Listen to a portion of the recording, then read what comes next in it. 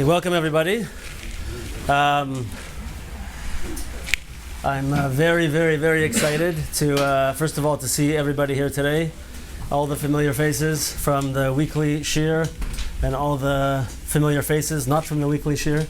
I'm very, very happy to see everybody and welcome to this special event.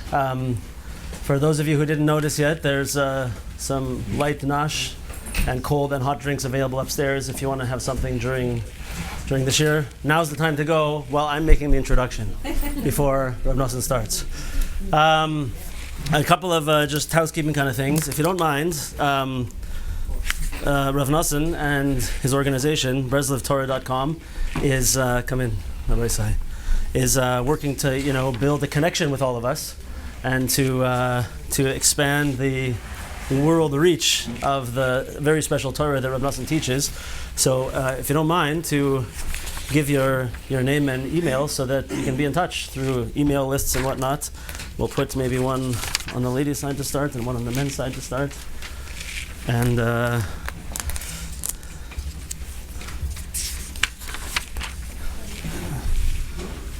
we can all be connected that way, God willing. Okay, so I want to say a few words of introduction, because first of all, everyone here has some kind of connection to us in the shul here, and everybody knows that we do not go through one of a shiur that I give without saying the name of Rav Nasan Maimon at least a few times. I'm always quoting Rav Nasan Maimon because Rav Nasan Maimon provides us with something very special, and with something that really, actually, I would say changed my life the first time that I was connected to the Torah that Rav Nasan teaches. Rav Nasan was a very close Talmud and later son-in-law of Rav Rosenfeld. And Rav Rosenfeld comes from a very important family in Breslov, and really represents a very special tradition, a very special Masorah, going down from far back into Breslov. And Rav Rosenfeld really brought the Torah of Breslov to North America in the previous generation, and was someone who didn't look like what you might expect a Breslover to look like, and didn't have a long beard and didn't wear a long coat, but was mamish like a Tzaddik Nister, and was very connected in learning with Rav Moshe and with Lubavitcher Rebbe, and was an incredible Talmud Chacham. And this was the source where Rav Nasan Maimon began to learn Breslov. And I always felt, learning the Torah that Rav Nasan teaches, that there's a very strong connection to that Masorah, a very strong connection to that root channel, bringing the Torah of Rabbi Nachman back from its source through a channel to us in a very special way. And when I found Rav Nasan's website many years ago, what it did was it opened up the Likutei Moharan, because everybody probably here has heard the story of when I first started learning Torah of Rabbi Nachman and how mind-blowing it was to me. But I didn't have something to connect to, something to really to act as a Masorah, to act as a transmitter. And when I found the website of Rav Maimon, BreslovTorah.com, and saw there that he literally goes through every single word of Likutei Moharan from beginning to end, every single word of Likutei Halachos from beginning to end. I think there's now over 7,000 shiurim online, Berech. Over 7,000 shiurim in the Torah of Rabbi Nachman and Rav Nasan and all of the Svarim. It's totally amazing. And it really opens up the teachings of Rabbi Nachman and gives the opportunity for people like us to connect in this way. It's really amazing. We should all be tremendously appreciative and thankful that we have access to Rav Maimon and to the Torah that he teaches. And I know that it's very important to me that I'm able to speak to Rav Nasan for guidance, and when we have deeper questions in the Likutei Moharan that we have difficulty with, what a schus we have to be able to have a connection to Rav Nasan. Very, very special. So, having said that, I'll speak a tiny little bit at the end to close off, but we didn't all come here to hear me today. So let's all welcome Rav Nasan Maimon.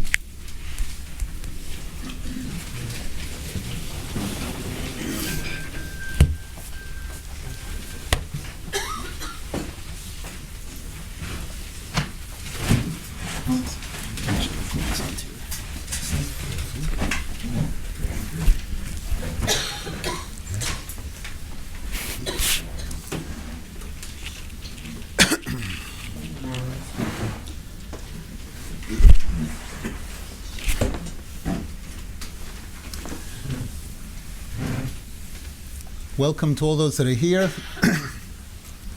Tonight's topic is a topic that people that have learned Sifrei Chasidus and the Zohar Kodesh are a little bit more familiar with, and people that haven't are less familiar with it. And I hope that this will be a very good opportunity to acquaint ourselves and to get some clarity on the topic of the term Tzadik and the term Tzaddik Gamur. Tzaddik Gamur means a complete Tzadik. And this is actually a term that's mentioned in the Gemara. The Gemara mentions it in references to a person engaging Rishoim, people that oppose the Jewish nation, people that oppose religion. And the Gemara warns that a person has to be very careful in doing that, because there are times when these people can be very powerful and they can actually defeat those that are tzaddikim. The Gemara uses the term tzadik mimenu boileya, one who is more righteous than him, he can swallow up. Whereas Tzaddik Gamur, a person who is a complete tzaddik, he does not have to fear the Rasha in any way. He has the ability to engage the Rasha with confidence that either he'll win him over or he'll be able to defeat him. The first word in the Torah begins, the Chumash begins with the word Bereshis. Bereshis means in the beginning. Hashem created heaven and earth. And the Tikkunei Zohar, which is one of the deepest books in Judaism that was ever written. This is a book that was composed during the 13 years that Rabbi Shimon Bar Yochai and his son were forced to hide out in a cave from Roman persecution. And Eliyahu Navi would come to visit them on a regular basis and reveal secrets of Torah to them. And some of the deepest explanations in the Torah are presented in this book, the Tikkunei Zohar.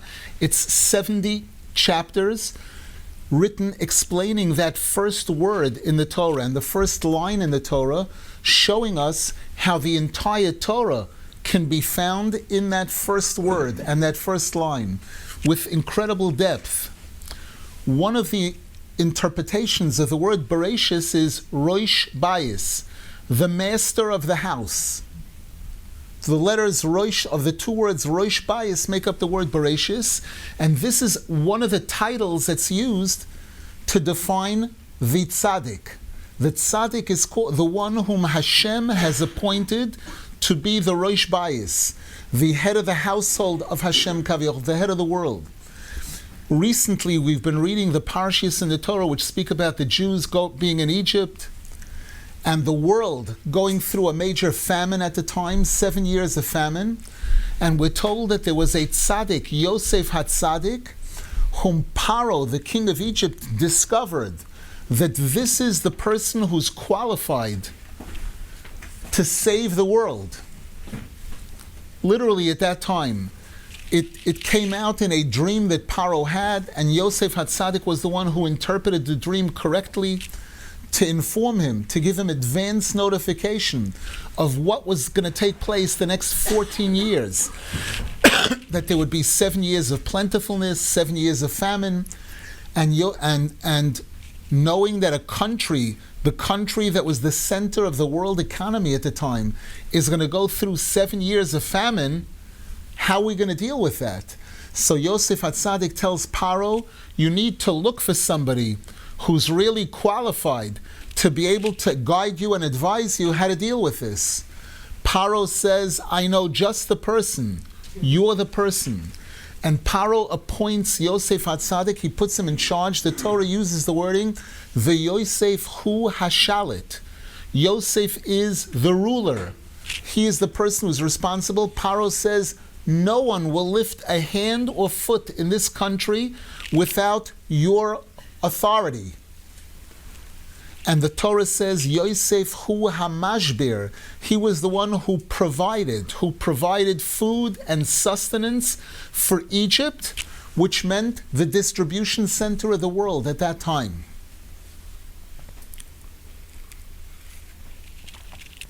The Torah refers to Yosef HaTzadik as Yefei Toar Vifei Mare, a beautiful person. It's another way of saying a very beautiful person. And Rabbi Nachman says that the Tzadik is the Yoifi and the Pe'er and the Chen of the entire world. He is the beauty and the charm, the grace of the world. The one who is a Tzadik of this caliber. And he is the one who is in a position to be able to fill all the needs of all of Klal Yisrael. Anything that any person is lacking. We know that when Hashem first created the world, we're told He created it with speech. Bidvar Hashem Shamayim Nasu Uberuach Piv Kol Tzivam. He created the world with 10 statements. And He continues to maintain the world with these statements of creation. And the Torah is considered to be the blueprint of creation and the source of life. The Torah is called Eitz Chaim, a tree of life. It's the source of spiritual life, and in a sense also the source of physical sustenance for the world. The tzaddikim, the true tzaddikim, are the essence of the Torah. The Gemara goes so far as to say, how foolish are those people who stand up for a Sefer Torah and they don't stand up for a Talmud Chacham. In making that kind of comparison, they're saying, imagine, they stand up for the smaller thing and they don't stand up for the bigger thing. So the Gemara is making it perfectly clear that the real Torah is the Talmud Chacham, the Tzadik. That's the real Torah. And therefore, the Tzadik is the one, the Ruach HaChaim. The Torah says in the beginning, V'Ruach Elokim Rachefes Al Pnei Hamayim, the divine spirit of Hashem hovers over the waters of Torah. The Tzaddikim, who are the ones who have the strongest connection to the Torah, we receive our Ruach HaChaim through them. We receive the divine spirit of Hashem through these tzaddikim. Now the difference between a tzaddik and a tzaddik she'eno gomer, a tzaddik who is not complete, and a tzaddik who is complete, is the fact, both of them, when we use the term tzaddik, generally it refers to a person who does not commit sins, a person who has studied the correct way to live, and does everything they possibly can to live correctly. When we talk about Tzaddik Gamur, Rabbi Nachman quotes the Pasuk in Mishlei, Lo ye'una la tzaddik kol oven. We're talking about a person who has risen to such a level where they don't even accidentally go against Hashem. We know there's intentional sin, and there's accidental. A person says, I didn't know, I didn't realize, I forgot for a moment that today is Shabbos. Or I forgot that this is something that's forbidden, that type of thing. When we use the term Tzaddik Gamur, we're talking about a person who has risen to a level where they've eliminated the potential for sin by them. Such a level of purity, such a level of total loyalty and commitment to Hashem. Now we know that the world was created from 4 basic elements: Eish, Ruach, Mayim, and Ofor. Eish is fire, Ruach is wind or air, Mayim is water, Ofor is dirt. These 4 physical elements are an extension of the 4 letters of Hashem's name, the most basic name of Hashem, Yud, K, Vav, K. These are the building blocks of creation. Hashem, in His purest form, is good, is pure good. We've mentioned that the name of Hashem, Yud Kei Vav Kei, the standard numerical value is 26. But there's something called Mispar Koton, where you drop the zeros, where Yud is not 10, Yud is counted as 1. Hey is 5, is 6. Vav is another 6, is 12. And Hey is 5, gives us 17. 17 is Tov. Tov is one of the names of Hashem and one of the descriptions of Hashem, a definition of Hashem, that Hashem is good. However, that's in its source. When these 4 letters of Hashem's name spiral down into this world, the world that we live in, it takes on a form of a combination of good and bad. There's Tov and Ra. We know the Torah tells us in the beginning that in the Garden of Eden, there were trees, there was an Eitz HaChaim, a tree of life, and there was an Eitz Hadas, Tov V'Ra, a combination of good and bad. So we know that Hashem has created both good and bad, and in the world that we exist in, these two are sometimes mixed up together. And it becomes a whole process to try to be able to recognize and distinguish between what's good and what's bad, and to be able to separate the two.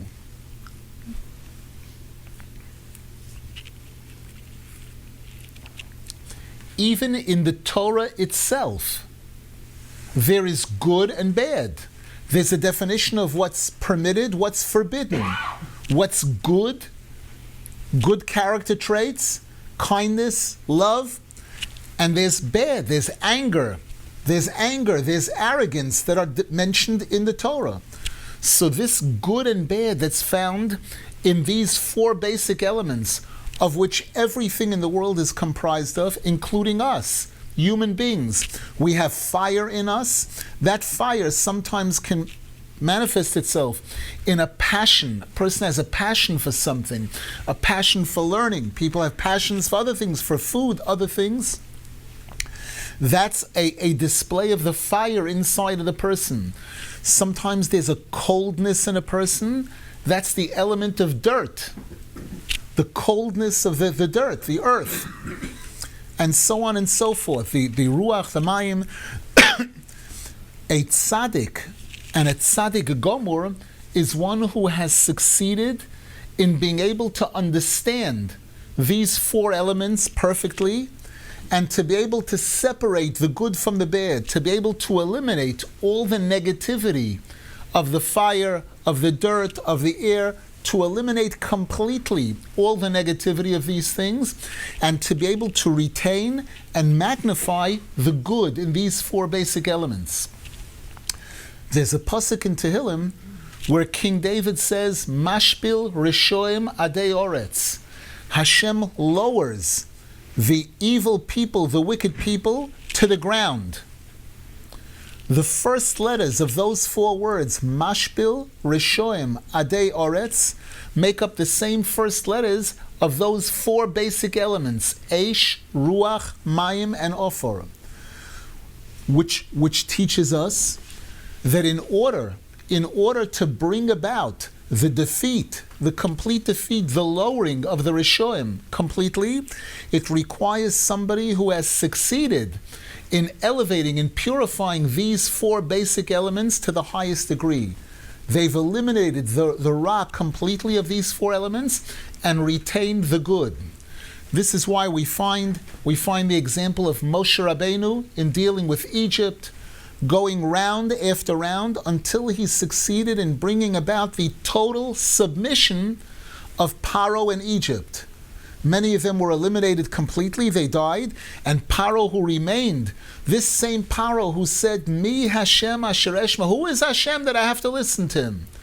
This same Paro said, Hashem HaTzadik.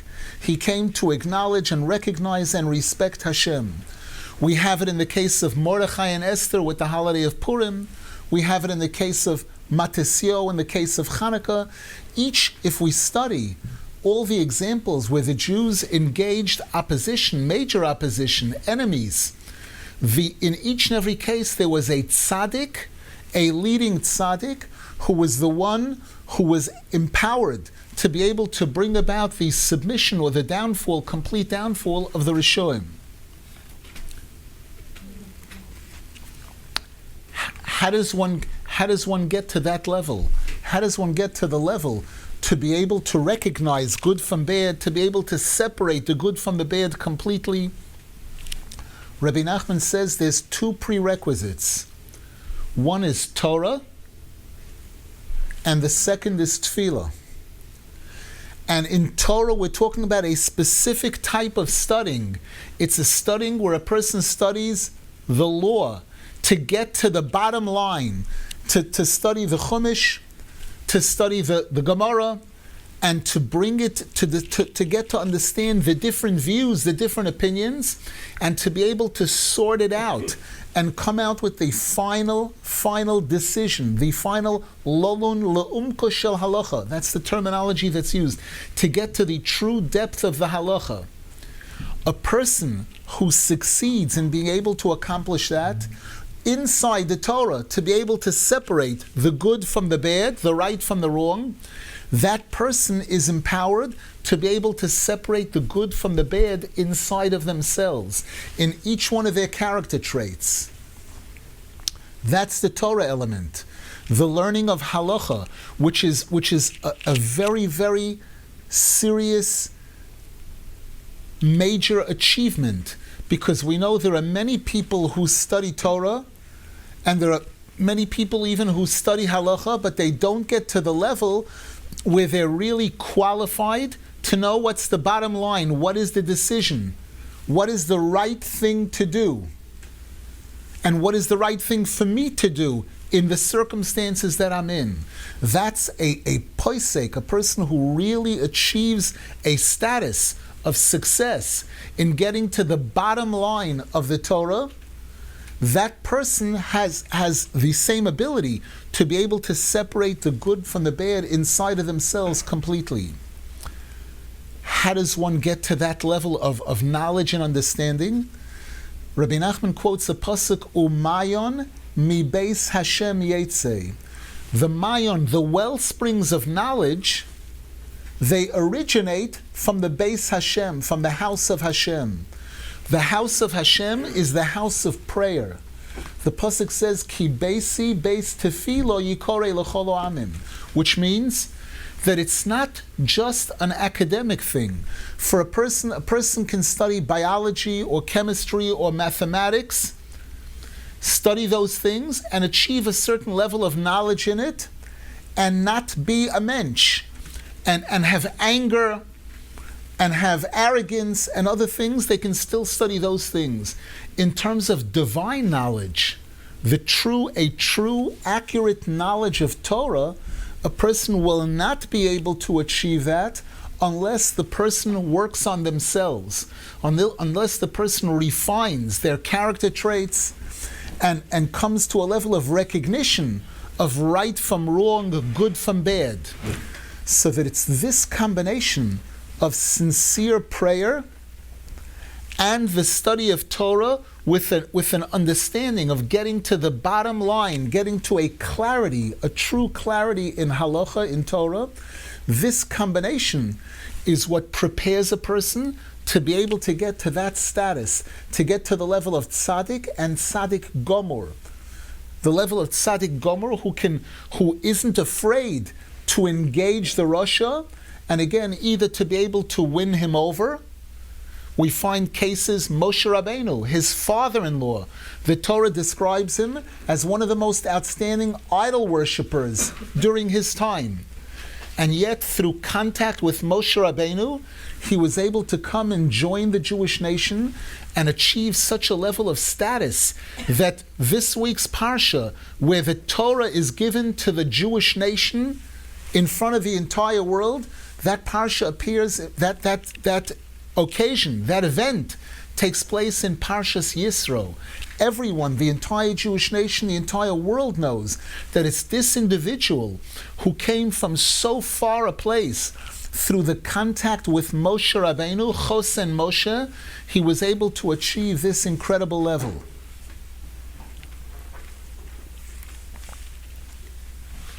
in terms of the qualities, the character traits.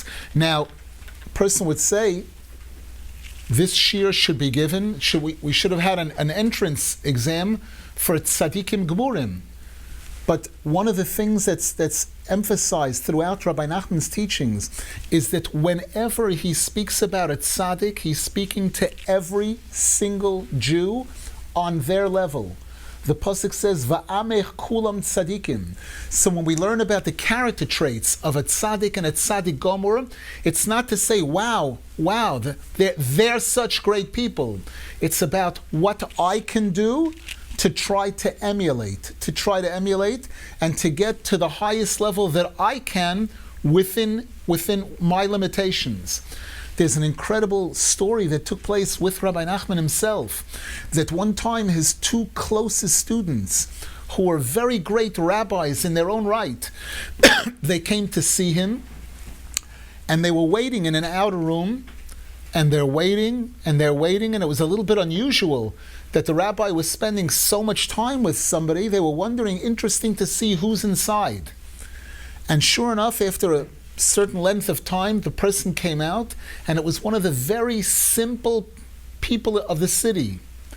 And they looked at each other, astonished. What could have been so important that Rabbi Nachman spent so much time with this person?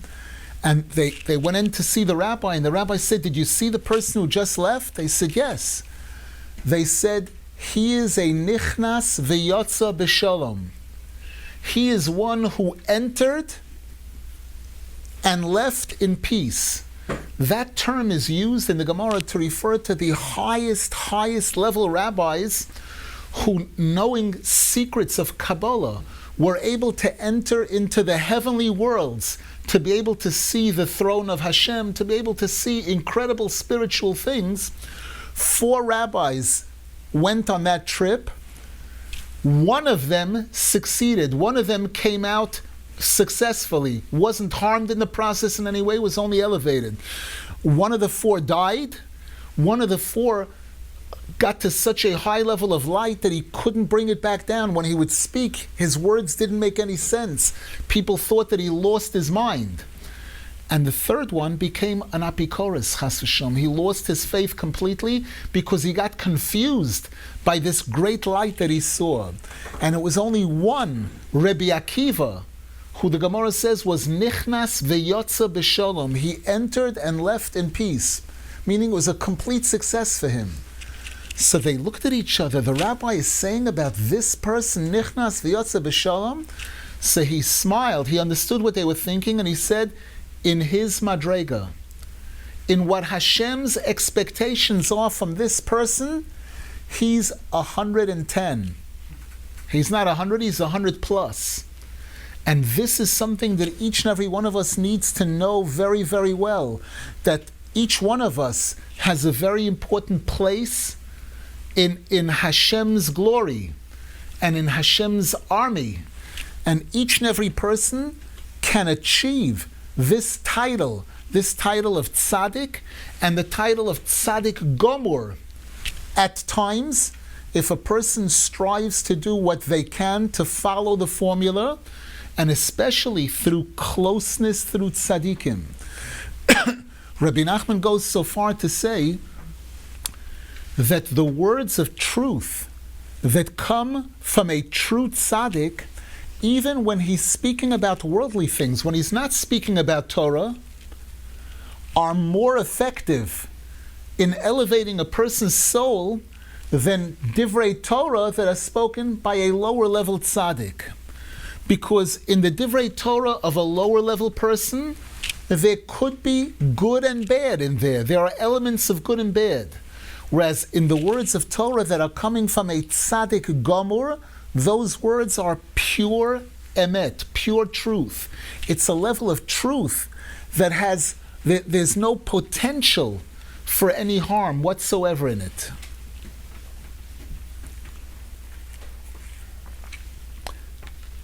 One of the prerequisites for getting to this kind of level, we know that there are many character traits that the Torah compliments a person for. A person has kindness, a person has respect, a person has love. but there's one character trait that's considered to be a combination of all the others put together in goodness. And that's the quality of humility. Anova. The Gemara says, Anova gedola mikulam. It's the most important. And when the Torah defines Moshe Rabbeinu, the example of Tzaddik Gamur, it lists mentions where you would think that there'd be a resume of 30, 40 pages describing all the good things about him. It says one thing, V'ho ish Moshe Onov ma'od mikol odom asher pnei adama. He was the most modest and humble person that walked the earth. That character trait, a person who works on that, a person who tries to eliminate any arrogance, that no one owes me anything, I don't need anybody's respect. I know that any good that I have is something that was given to me by Hashem, by my parents, whoever I received it from. Person doesn't take personal credit for their successes, for the good in them.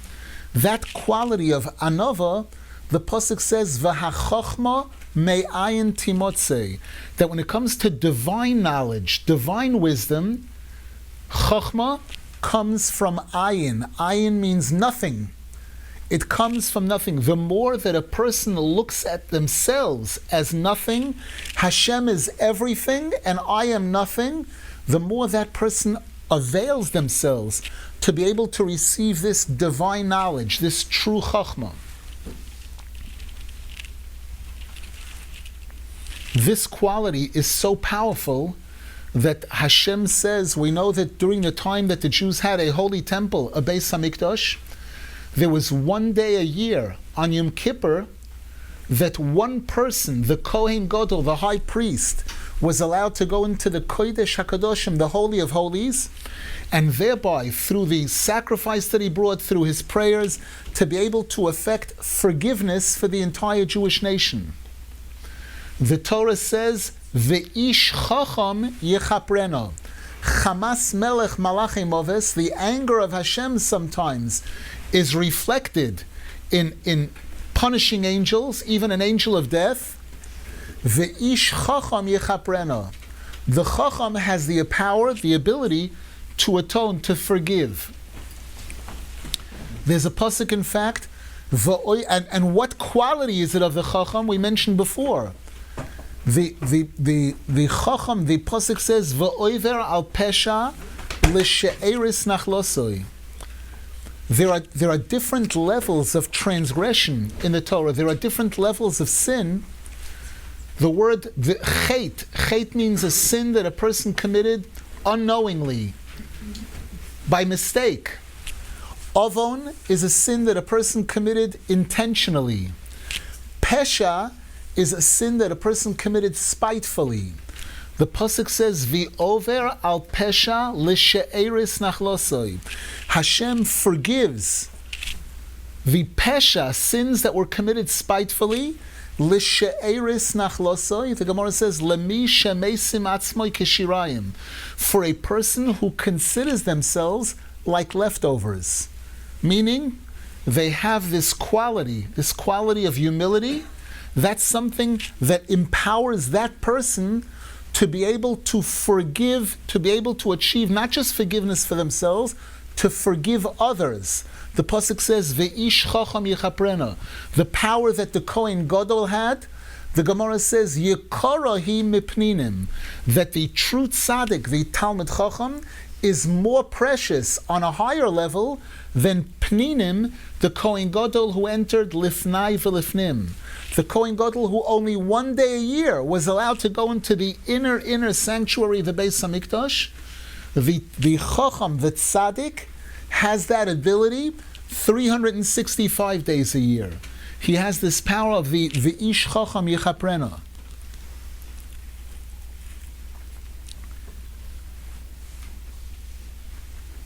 In terms of what we are looking to receive from a tzaddik, if we want to summarize the entire Torah in one word, the word is emunah, faith. There's a pasuk, Kol mitzvosecha emuna. All of the instructions of the Torah are all a way of us showing, expressing our faith in Hashem, in the Creator. We observe Shabbos, we show that we believe that Hashem created the world, and He did it in 6 days, and He declared the 7th day as a holiday. Each one, but not just Shabbos, but all the mitzvahs, Kol mitzvosecha emuna. When we look to a tzaddik to teach us Torah, to teach us wisdom, the underlying statement of what we're really looking for is emunah. He is the person who is most qualified. He's the person who has achieved the highest degree of faith in Hashem, faith in the Torah, and faith in himself, a level of self-confidence, a positive, healthy self-confidence, and is able to transmit that to us. The pasuk says, "V'tzadik be'emunoso yichya." A tzaddik lives with his faith. And on Rosh Hashanah and Yom Kippur, we say, "Atzosoi emuna." His advice. What is his advice? What is the advice of the tzaddik? The most important advice is that he's able to open our eyes and our hearts to take us to a whole new level of faith in Hashem, faith in the Torah, faith in ourselves, to give us the energy to be able to advance, to be able to go from level to level, to go higher and higher.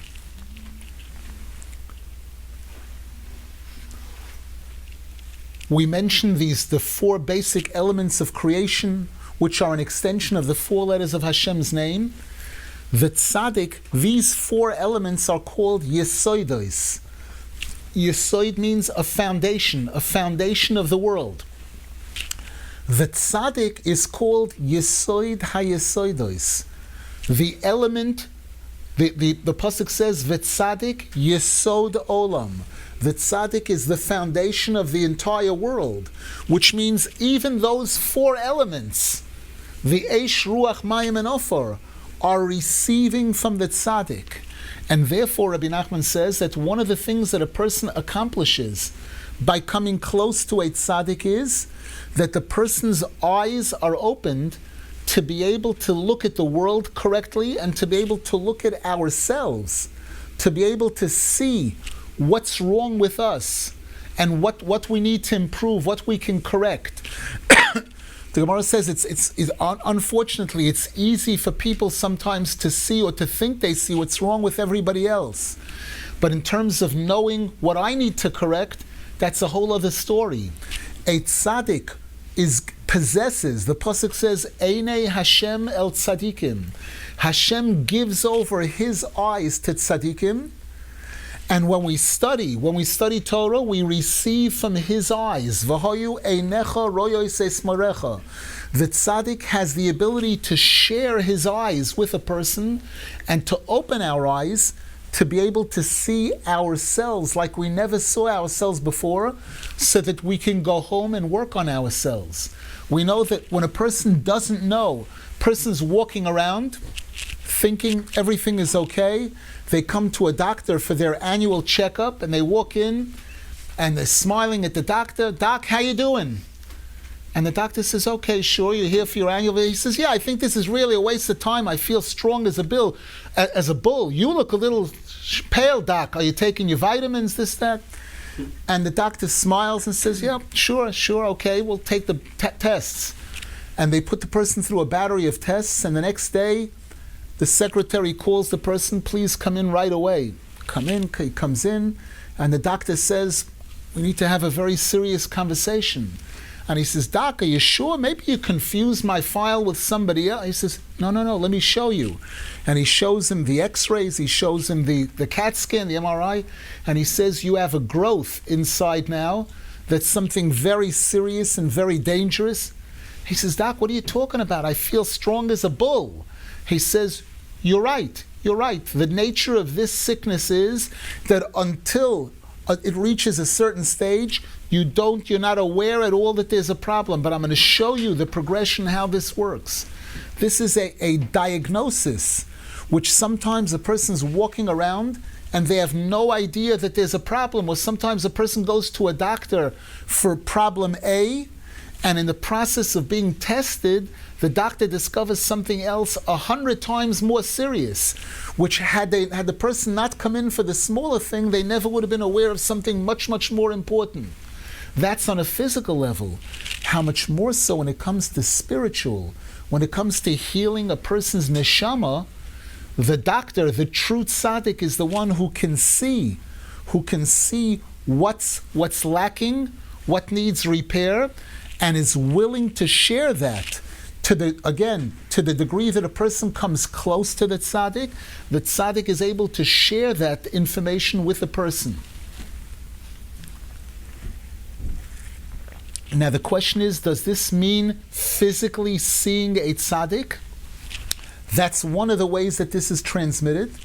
But Rabbi Nachman also makes a statement, he makes it perfectly clear, that in the books of a tzaddik, in the sefer of a tzaddik, is found the knowledge, the seichel, the soul, and the face of the tzaddik. Ponov v'sichloi v'nishmasoi are found in his words. And he brings psukim to show each and every one of these items, that the face, so that when a person is studying Gemara, Torah Shebal Peh, they're studying the words of those tzaddikim, Rebbe Akiva, Rebbe Yehuda. And when a person is studying the words of tzaddikim with an attitude that this is not somebody who lived thousands of years ago, these are people who are alive today. They're living in their words. Their words, they're teaching thousands of years or hundreds of years after they passed away. They're still teaching Bnei Yisrael. The person is connecting to the face and the soul and the neshama of the tzaddik.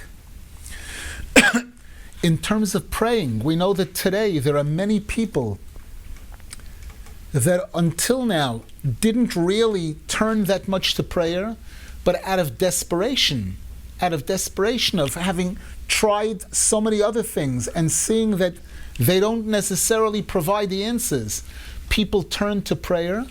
One of the things that people don't necessarily realize is that just as when the Jews made a Mishkan, when they built a tabernacle for Hashem in the desert, every Jew contributed, every Jew brought ingredients, but the one person and only one person who was qualified to put it all together was Moshe Rabbeinu. The Torah says, Vayaviu HaMishkan El Moshe. They brought the components of the Mishkan to Moshe Rabbeinu, and the Zohar HaKadosh says he's the one who was qualified and had the knowledge to put it all together. Our prayers, each and every one of our prayers, is considered to be a piece of this Mishkan. It's a part of the divine spirit of Hashem. In order for a person to add insurance that their prayer will get to where it needs to get to, and be able to become part, to join in the prayers of the entire Jewish nation, to be able to have the effect it needs, a person has to have in mind that I'm attaching myself to the tzaddikim. I'm not a lone ranger. I'm not alone working on my own. I am part of the Jewish nation, and I'm expressing my faith in the tzaddikim, in Moshe Rabbeinu, in every one of the tzaddikim, and asking them, I'm turning to them to ask them to help process my prayer, to help see to it that my prayer gets to where it needs to get to be able to have the effect that it needs. In fact, there is a custom in Breslov to actually say, before a person starts a prayer, Hareini mekasher atzmi, I'm hereby attaching myself to the tzaddikim and making it perfectly clear that I need their involvement. I need their help, just like the Jews in the desert. They turned to Moshe Rabbeinu each time. When they needed help, they turned to him to help their prayers. And again, when it came to building the Mishkan, the divine residence, they brought ingredients. Moshe Rabbeinu put it together. A major part of the effectiveness of our prayer is bringing it to the Tzadik. We'll close with one final important statement again in terms of each and every one of us. The Navi, in the prophets, it speaks about Eliyahu Navi, who was one of the outstanding prophets. And the Torah tells us many good things about him.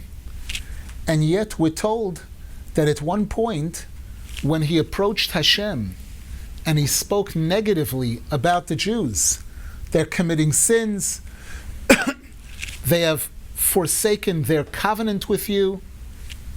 Hashem said to Eliyahu Navi, prepare for your student Elisha to take over.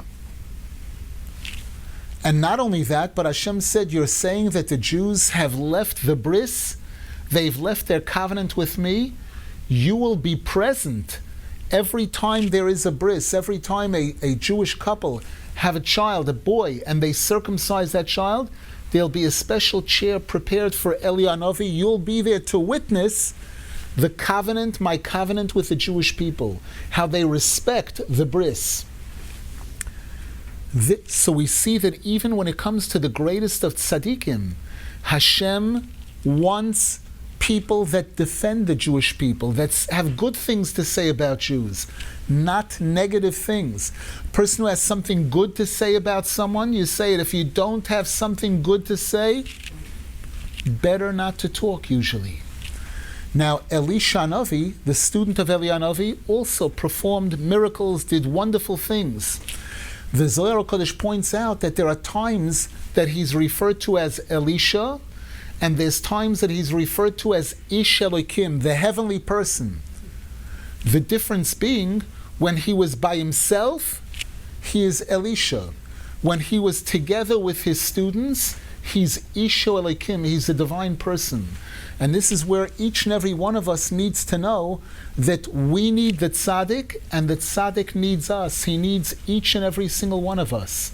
When a person makes an effort to come close to tzaddikim by studying their teachings, by supporting the activities that they do, and a person develops this close connection to the tzaddik, this empowers and enables the tzaddik to be able to accomplish what he needs, to be on that level of Ish Elokim. We're waiting for thousands of years. The first exile, when the first temple was destroyed, the Jews were in exile for 70 years. Now it's 2,000 years plus that we don't have the Beis HaMikdash and that we're in exile. Those that are living outside of Eretz Yisrael certainly know that we're in exile, and those that are living in Eretz Yisrael know that we are also in exile. The level of confusion, the leadership, the government, they're either in jail or under investigation or impeachment, or this is our leaders. These are our tzaddikim. These are not the Moshe Rabbeinus. These are not the true kings of Klal Yisrael. We have to see the good in everything. We have to be thankful that Baruch Hashem, there is an Eretz Yisrael today. There is such a country. There's a haven. 70 years ago, when there was a Holocaust and Jews needed a place to escape to, there wasn't such a place. There wasn't a place where people were welcome, where there weren't any quotas or anything, and unfortunately thousands of Jews perished because of that. Baruch Hashem, there is an Eretz Yisrael today. Baruch Hashem, in a city like Toronto, there are tens of shuls and yeshivas and mikvahs. There's a lot of good, but we're not there yet. Moshiach is not here yet. We anxiously await the time when we'll see the ultimate leader, the greatest tzaddik, Moshiach, who will be recognized by the entire world. The pasuk says, "V'noharu elov kol hagoyim." All the nations will flock to him. All of them will recognize the importance of the tzaddik, and get to see the building of the third and final Beis HaMikdash and the Geula Shlema b'mehera b'yameinu. Amen. If there are any questions, don't be shy. Anyone has questions? Talk about the idea of Tzadik and Yosef Tzadik. How he attained that level was through the incident of Tika. So how does that factor into what you say? Sure, a very important question. In terms of titles that are given in the Torah, we know that Avraham is called Avraham Avinu. David is called David HaMelech. Yosef is called Yosef HaTzadik. The title Tzadik, the Zohar HaKodesh says, is especially applies to a person who shows outstanding strength in purity in relationships between men and women. Yosef HaTzadik, who was a young man and left his family, left his parents, left all of his brothers, and went into a cesspool of tumah, of impurity. Egypt at that time was known as Ervas Oretz. It was the center of sin in the world at the time. And this young boy was tested at the time with Potiphar's wife, who saw something spiritual. She didn't interpret it correctly. She saw that there was supposed to be a connection between them. She didn't understand that it was her daughter, Osnas, who was the one who would eventually marry Yosef and produce two of the tribes, Menashe, Ephraim, and everything. And she did everything in her power to seduce him, and it was his strength, his maintaining his loyalty to Hashem in this area that earned him this title of Tzadik. The Zohar HaKodesh says, Man Tzadik, Man Denotar Bris, that this title, one of the most important elements in earning that title, is this purity in this area.